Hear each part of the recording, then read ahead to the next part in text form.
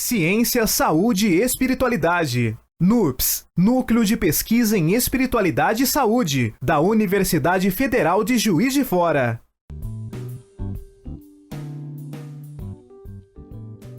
Passando para o nosso próximo item, a ideia de que existe um eterno conflito entre ciência e religião. Todos nós ouvimos isso o tempo todo.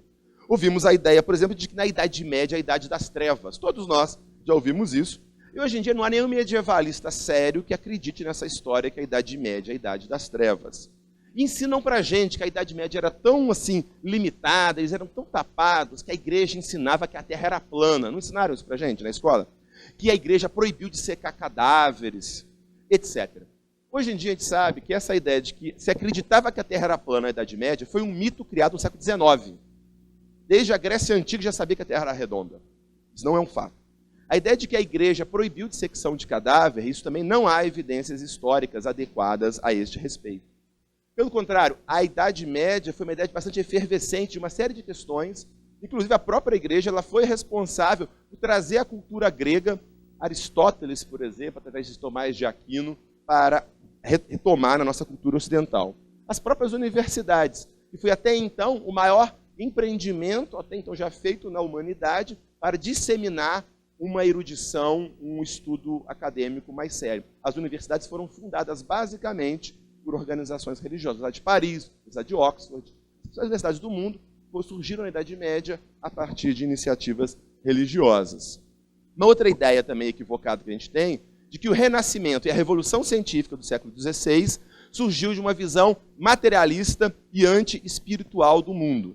Na realidade, tanto no Renascimento quanto na ciência moderna, os revolucionários da ciência moderna tinham uma visão espiritual do homem e da natureza. Francis Bacon, Kepler, Copérnico, Newton, Robert Boyle, Descartes, todos eles tinham uma visão fortemente espiritual do ser humano. E mais, não só isso.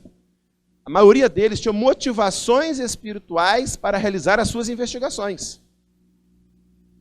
Eles enxergavam-se como sacerdotes de Deus. O cientista era um sacerdote de Deus, explorando a obra divina, e ao conhecer a obra divina, eu conheço a mente de Deus.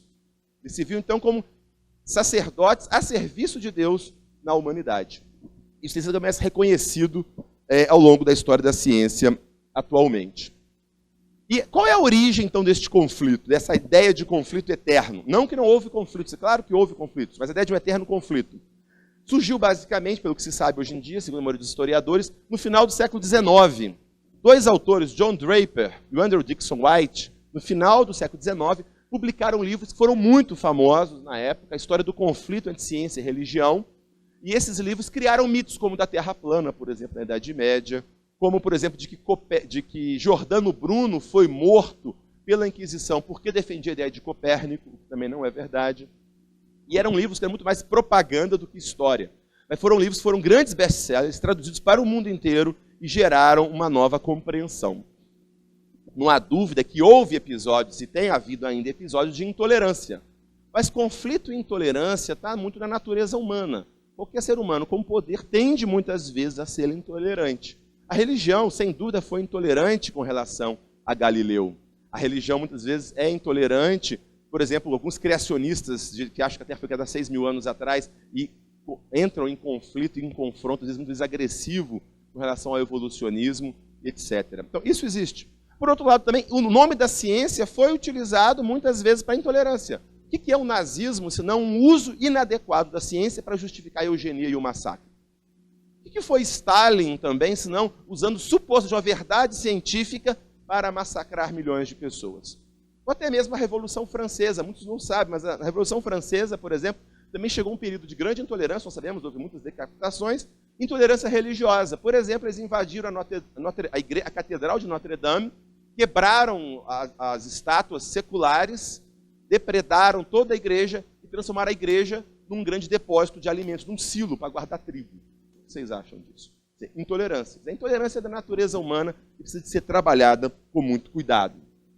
Com base nisso, não está dando para ver bem, mas este é um livro chamado Galileu Goes to Jail. Galileu vai para a prisão e outros mitos entre ciência e religião. É um livro que foi publicado por um dos principais autores no mundo hoje em dia em história da ciência e ciência e religião, Ronald Numbers. Publicou esse livro pela Universidade de Harvard em 2009. E ele revisa 25 mitos sobre o conflito ciência e religião, segundo os dados históricos de melhor qualidade mais recentes. Alguns deles eu já acabei de apresentar para vocês. E as conclusões dele são o seguinte: logo no prefácio ele diz: o maior mito da história da ciência e religião afirma que eles têm permanecido em estado de permanente conflito. Esse é o principal mito. E outro dado que me surpreendeu é o seguinte: nenhum cientista, até onde eu sei, perdeu a sua vida devido às suas visões científicas. E tivemos a honra de ter o professor Ronald Numbers aqui na Universidade Federal de Juiz de Fora 2 anos atrás.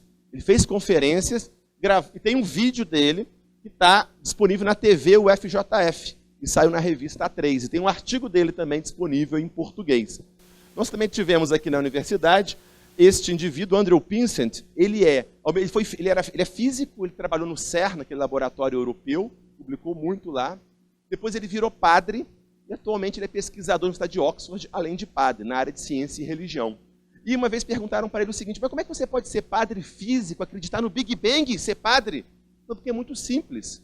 Porque a teoria do Big Bang foi criada por um físico que era padre, Georges Lemaitre. Nós não sabemos também sobre isso, e essa entrevista vale muito a pena ser discutida.